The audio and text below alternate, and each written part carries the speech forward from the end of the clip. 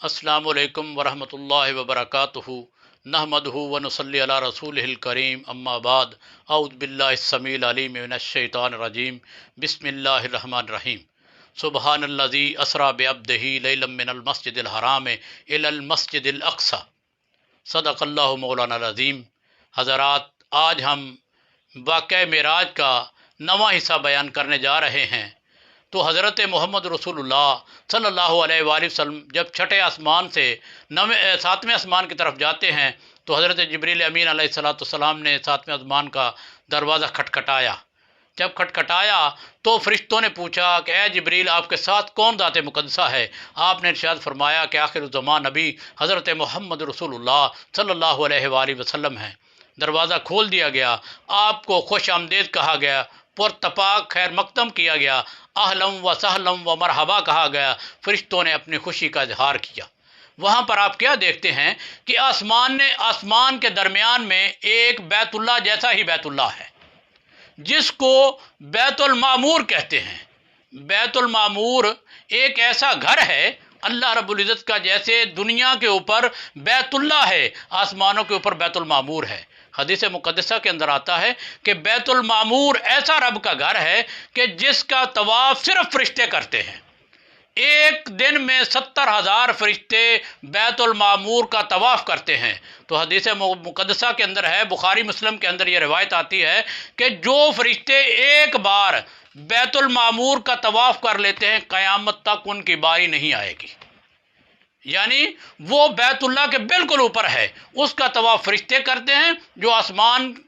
जो ज़मीन के ऊपर बैतुल्लाह है, इसका तवाफ़ अल्लाह की मखलूक यानी इंसान करते हैं और जिन करते हैं।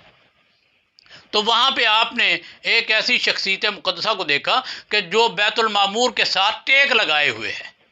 तो आपने पूछा, जब उसको सलाम किया तो उन्होंने आपको खुश आमदेद कहा और कहा कि ए मेरे बेटे, अल्लाह रब्बुल इज़्ज़त ने तुझको नबी बनाया है तो ये ज़िम्मेदारी मुबारक हो। हज़रत मोहम्मद रसूलुल्लाह सल्लल्लाहु अलैहि वसल्लम ने पूछा सैयदना जिब्रील अमीन अलैहिस्सलाम से कि ये बाबा जी कौन है? आप इरशाद फरमाने लगे, ये आपके दादा मोहतरम जद्दुल अंबिया हज़रत इब्राहीम अलैहिस्सलाम है। हज़रत इब्राहीम अलैहिस्सलाम की ज़ात मुक़द्दसा किसी तारफ़ की मोहताज नहीं। क्यों? आपकी ज़ात मुक़द्दसा ऐसी है कि अल्लाह रब्बुल इज़्ज़त ने इरशाद फरमाया कि इब्राहीम क्या है? ये मेरा खलील है। उनका कलमा भी इसलिए ये है ना, इब्राहीम खलीलुल्लाह, कि यानी हज़रत इब्राहीम अलैहिस्सलाम जो है ये अल्लाह के दोस्त हैं, अल्लाह के खलील हैं, अल्लाह के बरगुज़ीदा हैं। अल्लाह रब्बुल इज़्ज़त ने जब आप बचपन में थे, आपके वालिद मोहतरम और उस वक़्त का जो फ़िरऔन था वो बुतों की पूजा करवाया करता था और कहा करता था कि मुझको खुदा कहो। नमरूद उसका नाम था। तो नमरूद ने एक दिन ईद पढ़ने के लिए चले जाते हैं तो हज़रत इब्राहीम अलैहिस्सलाम कहने लगे कि मैंने नहीं जाना भाई, आना सकीमुन, मैं बीमार हूँ, मेरी तबीयत ख़राब है। वो लोग चले जाते हैं अपने माबद खाने में, उनके जितने भी माबूद होते हैं उनके अंदर अनवाउ अक़साम की मुख्तलिफ खाने जो वो रख के चले जाते हैं। जब ईद पढ़ कर वापस आते हैं तो वो क्या देखते हैं कि हज़रत इब्राहीम खलीलुल्लाह ने एक कुल्हाड़ा लिया और किसी का नाक काट दिया, किसी की टांग काट दी, किसी की गर्दन काट दी, किसी को दरमियान में से काट दिया। वो देखते हैं अपने माबूदों का हाल, बड़े परेशान हो जाते हैं कि कहते हैं कि किसने किया? मन फ़अला हाज़ा बिआलिहतिना, कि ए कायनात के लोगों ज़रा देखो तो सही कि कौन वो ज़ात है, कौन वो शख्स है कि जिसने हमारे माबूदों के साथ ये हाल किया। सारे लोगों की एक पंचायत बैठी, उन्होंने सोचो विचार किया।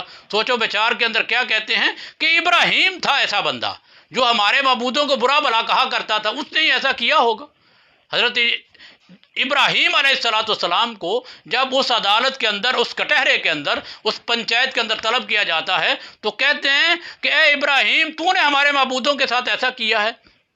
वो कहने लगे मैंने नहीं किया, अपने बड़े से पूछो, क्योंकि कुल्हाड़ा जो था सैयदना हज़रत इब्राहीम खलीलुल्लाह ने उसके कंधे पर रख दिया था अलैहिस्सलातु वस्सलाम।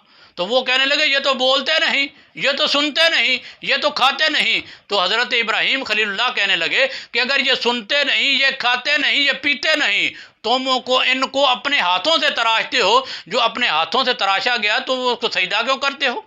तुम अपने माबूद खुद बनाते हो। उस वक़्त उनको बड़ी शर्मिंदगी हुई। अब अपनी शर्मिंदगी को छुपाने के लिए उन्होंने एक नया प्लान तरतीब दिया। उन्होंने कहा कि अपने माबूदों की سپورٹ کرو، ان کی مدد کرو۔ تو سب سوچنے لگے کہ کیسے مدد کریں۔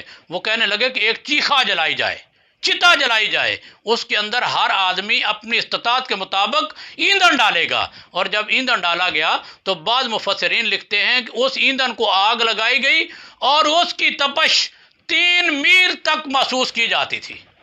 اور وہ کس لیے جلائی گئی کہ حضرت ابراہیم علیہ السلام اس میں پھینکا جائے، اور جب اس میں پھینکا گیا تو لوگ دیکھ رہے ہیں 3 میل دور کہ ابراہیم علیہ السلام کو آگ جلا نہیں رہی، بلکہ اس میں وہ کود رہے ہیں، کھیل رہے ہیں، چل رہے ہیں، پھر رہے ہیں، حالانکہ آپ بچپن میں تھے۔ تو کیا ہوتا ہے، اللہ کی قدرت، اللہ کا نظام قدرت جوش میں آ جاتا ہے۔ اللہ رب العزت ارشاد فرماتے ہیں کہ یا نار کونی بردم و سلاما علی ابراہیم، اے آگ تو ٹھنڈی ہو جا اور سلامتی والی ہو جا میرے ابراہیم پر۔ یہ وہ حضرت ابراہیم علیہ السلام ہے جن کو اللہ رب العزت نے اپنی قدرت کے کرشمات جو تھے وہ بچپن میں ہی دکھا دیے تھے، اور اس لیے اللہ رب العزت پر آپ کا یقین کامل تھا، اور آپ بڑے مشکلات سے بھی گزرے ہیں، لیکن اللہ رب العزت نے مرتبہ دیا تو سب سے اعلیٰ، اس لیے آپ کا لقب ہے جند الانبیاء۔ وآخر دعوانا الحمد للہ رب العالمین۔